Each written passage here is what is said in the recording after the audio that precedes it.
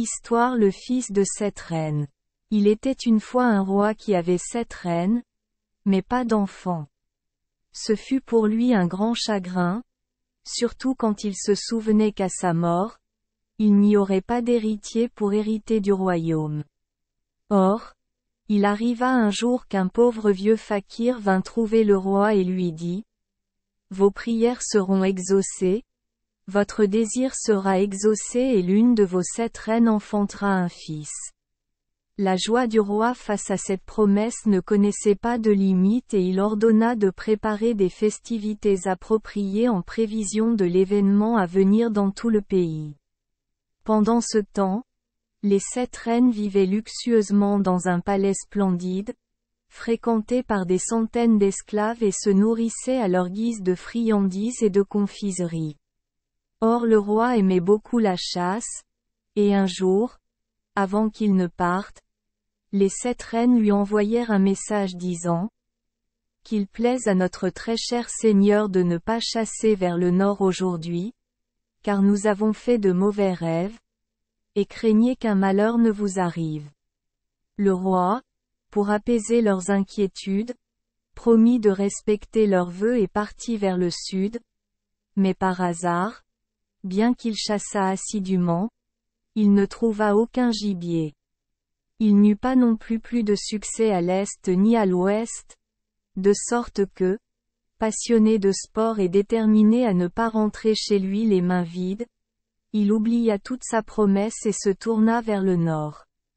Ici aussi, il ne réussit pas au début, mais au moment où il se décidait à abandonner pour ce jour-là, une biche blanche avec des cornes d'or et des sabots d'argent passa devant lui dans un fourré.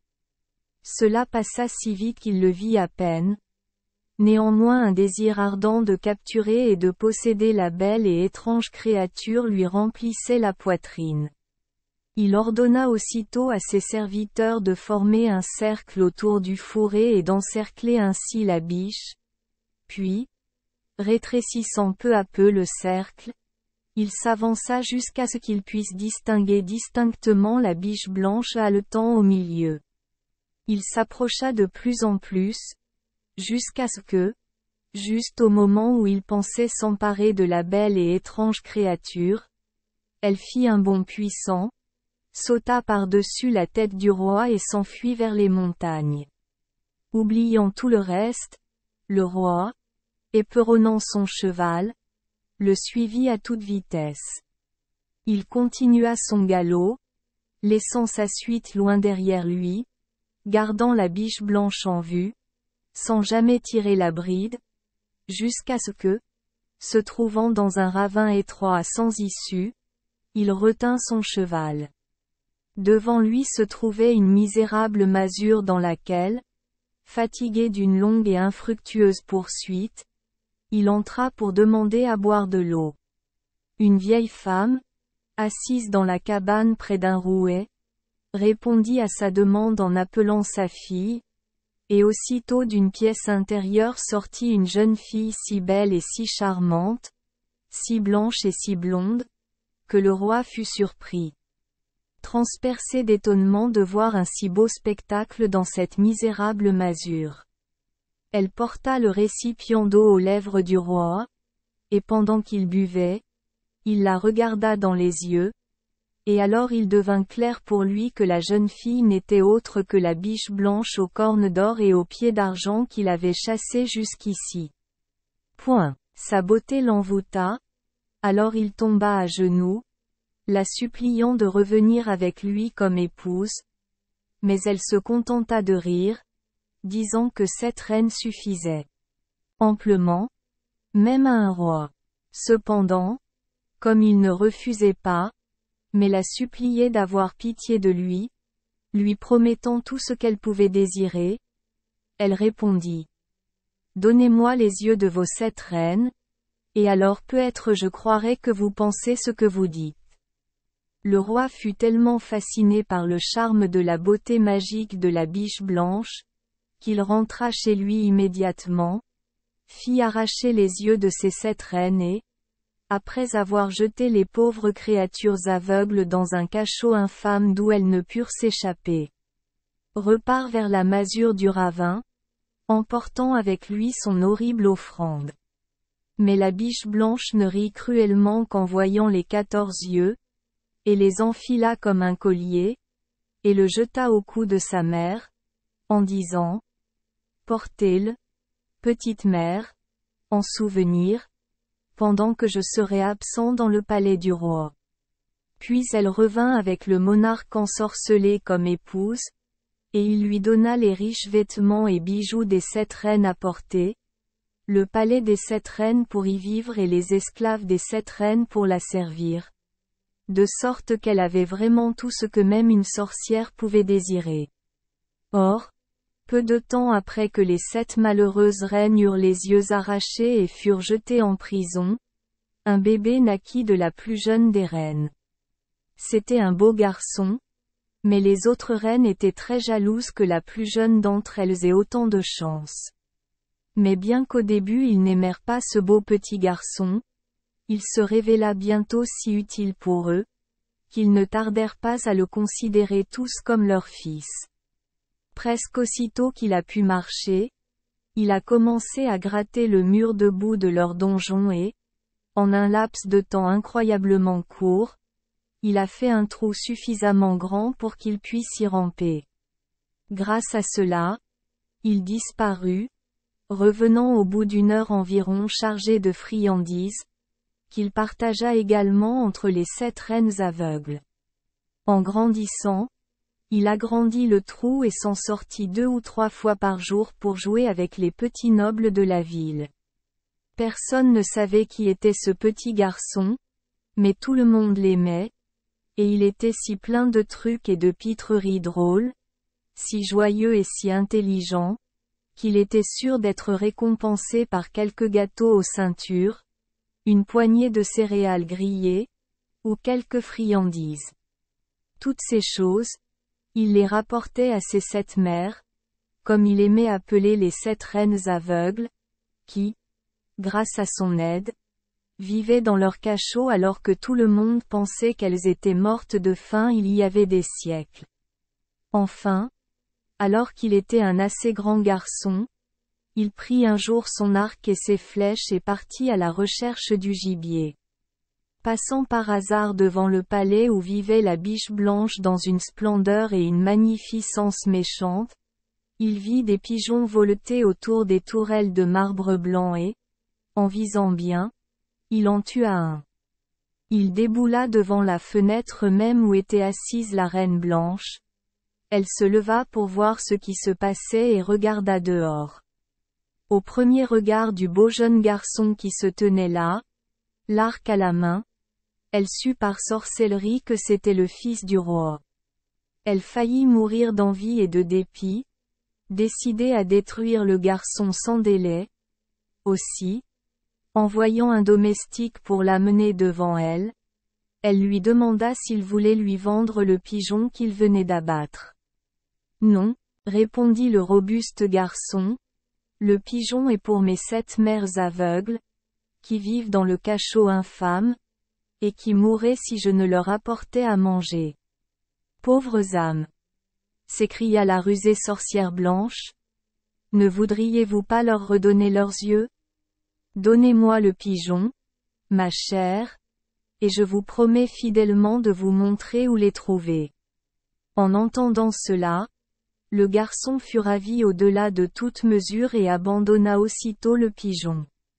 Sur quoi la reine blanche lui dit de chercher sans tarder sa mère et de lui demander les yeux qu'elle portait en collier. Elle ne manquera pas de les donner, dit la cruelle reine, si vous lui montrez ce gage sur lequel j'ai écrit ce que je veux faire. En disant cela, elle donna au garçon un morceau de tesson brisé, avec ces mots inscrits dessus. Tuez immédiatement le porteur et aspergez-le de son sang comme de l'eau. Maintenant, comme le fils de cette reine ne savait pas lire, il accepta joyeusement le message fatal et partit à la recherche de la mère de la reine blanche. Pendant qu'il voyageait, Il traversa une ville dont tous les habitants paraissaient si tristes qu'il ne pouvait s'empêcher de demander ce qui se passait. On lui répondit que c'était parce que la fille unique du roi refusait de se marier. Ainsi, à la mort de son père, il n'y aurait plus d'héritier du trône. Il craignait grandement qu'elle ne devienne folle, car bien qu'on lui ait montré tous les beaux jeunes hommes du royaume, elle déclara qu'elle n'épouserait qu'un seul fils de cette mère, et qui ait jamais entendu parler d'un tel mariage. Chose, le roi, désespéré, avait ordonné que tout homme qui franchirait les portes de la ville soit conduit devant la princesse. Ainsi, à la grande impatience du garçon, car il était extrêmement pressé de retrouver les yeux de sa mère, il fut entraîné dans la chambre de présence. À peine la princesse l'aperçut elle qu'elle rougit et, se tournant vers le roi, elle dit « Cher père, c'est mon choix. » Jamais de telles réjouissances ne furent produites par ces quelques mots. Les habitants étaient presque fous de joie, mais le fils de cette reine a déclaré qu'il n'épouserait pas la princesse à moins qu'il ne lui permette d'abord de retrouver les yeux de sa mère. Lorsque la belle mariée entendit son histoire, elle demanda à voir le tesson, car elle était très instruite et intelligente. Voyant ces paroles perfides, elle ne dit rien, mais prenant un autre tesson de forme similaire, elle y écrivit ces mots. Prends soin de ce garçon, donne-lui tout ce qu'il désire, et le rendit au fils de cette reine, qui, sans le savoir, se lance dans sa quête. Bientôt, il arriva à la masure du ravin où la mère de la sorcière blanche, une vieille créature hideuse, grommelait terriblement en lisant le message, surtout lorsque le garçon lui demandait le collier d'yeux. Elle l'enleva néanmoins et le lui donna en disant « Il n'y en a plus que 13 maintenant, car j'en ai perdu un la semaine dernière. » Le garçon, cependant, n'était que trop heureux d'en avoir du tout, alors il se précipita chez lui aussi vite qu'il put chez ses 7 mères et donna 2 yeux chacune aux 6 reines aînées. Mais au plus jeune il en donna un en disant « Très chère petite mère. Je serai toujours ton autre œil. » Après cela, il partit épouser la princesse, comme il l'avait promis, mais en passant devant le palais de la reine Blanche, il aperçut des pigeons sur le toit. Tirant son arc, il en tira un, et celui-ci passa devant la fenêtre. La biche blanche regarda dehors, et voilà. Le fils du roi était bel et bien vivant. Elle pleura de haine et de dégoût, mais en voyant chercher le garçon, elle lui demanda comment il était revenu si tôt, et quand elle apprit comment il avait ramené les 13 yeux à la maison et les avait donnés aux 7 reines aveugles, elle put à peine retenir sa rage. Néanmoins, elle feignit d'être charmée de son succès, et lui dit que s'il lui donnait aussi ce pigeon, elle le récompenserait avec la merveilleuse vache de Yogi, dont le lait coule toute la journée et fait un étang grand comme un royaume. Le garçon, sans hésitation, lui donna le pigeon. Sur quoi, comme auparavant, elle lui dit d'aller demander la vache à sa mère, et lui remit un tesson sur lequel était écrit « Tue ce garçon sans faute, et asperge son sang comme de l'eau. » Mais en chemin, le fils de cette reine vint voir la princesse, juste pour lui dire pourquoi il avait été retardé, et elle, après avoir lu le message sur le tesson, lui en donna un autre à la place. De sorte que lorsque le garçon arriva à la hutte de la vieille sorcière et lui demanda la vache du yogi, elle ne put refuser, mais dit au garçon comment la trouver. Et lui recommandant de ne pas avoir peur des 18 000 démons qui veillaient et gardaient le trésor, lui dit de s'en aller avant qu'elle ne soit trop en colère contre la folie de sa fille en donnant ainsi tant de bonnes choses. Alors le garçon fit courageusement ce qu'on lui avait dit. Il voyagea encore et encore jusqu'à ce qu'il arrive à un étang blanc laiteux, gardé par 18 000 démons. Ils étaient vraiment effrayants à voir, mais, prenant courage, il sifflait un air en les traversant, sans regarder ni à droite ni à gauche. Peu à peu, il tomba sur la vache du yogi, grande, blanche et belle, tandis que le yogi lui-même, qui était le roi de tous les démons, restait assis à la traire jour et nuit, et le lait coulait de son pis, remplissant le lait. Réservoir blanc. Le yogi, voyant le garçon, cria violemment. Que veux-tu ici? Alors le garçon répondit, selon les ordres de la vieille sorcière, je veux ta peau, car le roi Indra fabrique une nouvelle timbale et dit que ta peau est belle et dure. Sur ce, le yogi commença à frissonner et à trembler, car aucun djinn ou yogi n'ose désobéir à l'ordre du roi Indra, et, tombant aux pieds du garçon, s'écria, si vous m'épargnez, je vous donnerai tout ce que je possède, même mon beau blanc. Vache, le fils de cette reine, après une petite hésitation feinte, acquiesça, disant qu'après tout il ne serait pas difficile de trouver ailleurs une belle peau dure comme celle des yogis. Alors, conduisant la merveilleuse vache devant lui, il partit pour rentrer chez lui. Les 7 reines étaient ravies de posséder un animal aussi merveilleux, et bien qu'elles travaillaient du matin au soir à fabriquer du caillé et du petit lait, en plus de vendre du lait aux confiseurs, elles ne pouvaient pas utiliser la moitié de ce que leur donnait la vache et devenaient de plus en plus riches de jour en jour. Les voyant si confortablement installés, le fils de cette reine commença le cœur léger à épouser la princesse, mais en passant devant le palais de la biche blanche, il ne put s'empêcher d'envoyer un éclair sur des pigeons qui roucoulaient sur le parapet. L'un d'eux tomba mort juste sous la fenêtre où était assise la reine blanche.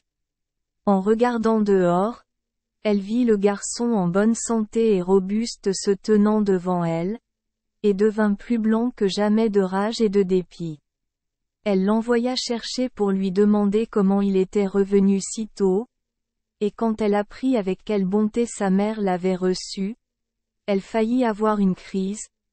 Cependant, elle dissimula ses sentiments du mieux qu'elle put et, souriant gentiment, dit qu'elle était heureuse d'avoir pu tenir sa promesse, et que s'il lui donnait ce 3e pigeon, elle ferait encore plus pour lui qu'elle ne l'avait fait. L'avait fait auparavant, en lui donnant le riz millionnaire, qui mûrit en une nuit. Le garçon était bien sûr ravi à cette idée et, abandonnant le pigeon, se mit en quête, armé comme auparavant d'un tesson de poterie sur lequel était écrit « N'échouez pas cette fois. Tuez le garçon et aspergez son le sang est comme de l'eau. » Mais quand il rendit visite à sa princesse, juste pour éviter qu'elle ne s'inquiète à son sujet, elle demanda à voir le tesson comme d'habitude, et lui en substitua un autre, sur lequel il était écrit « Encore une fois, donnez à ce garçon tout ce dont il a besoin, car son sang lui sera versé. Sois comme ton sang. » Quand la vieille sorcière vit cela et entendit que le garçon voulait le riz millions de fois qui mûrit en une seule nuit, elle tomba dans la colère la plus furieuse, mais ayant terriblement peur de sa fille, elle se contrôla et ordonna au garçon d'aller trouver le champ gardé par 18 millions de démons, en l'avertissant de ne jamais regarder en arrière après avoir cueilli le plus haut épi de riz qui poussait au centre. Alors le fils de cette reine partit et arriva bientôt au champ où, gardé par 18 millions de démons, poussait un riz millionnaire. Il marcha courageusement, ne regardant ni à droite ni à gauche, jusqu'à ce qu'il atteigne le centre et arrache l'oreille la plus haute, mais tandis qu'il se retournait vers chez lui, 1000 voix douces s'élevaient derrière lui, criant avec les accents les plus tendres, Cueille-moi aussi. Oh, s'il te plaît. Cueille-moi aussi. Il a regardé en arrière, et voilà. Il ne restait de lui qu'un petit tas de cendres.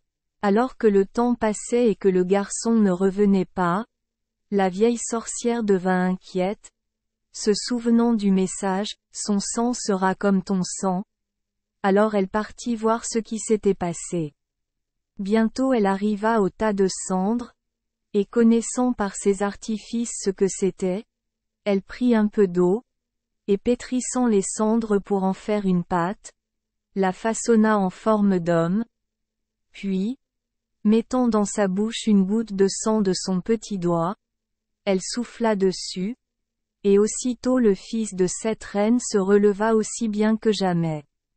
Ne désobéissez plus aux ordres, grommela la vieille sorcière, ou la prochaine fois je te laisserai tranquille. Maintenant, va-t'en, avant que je me repente de ma gentillesse.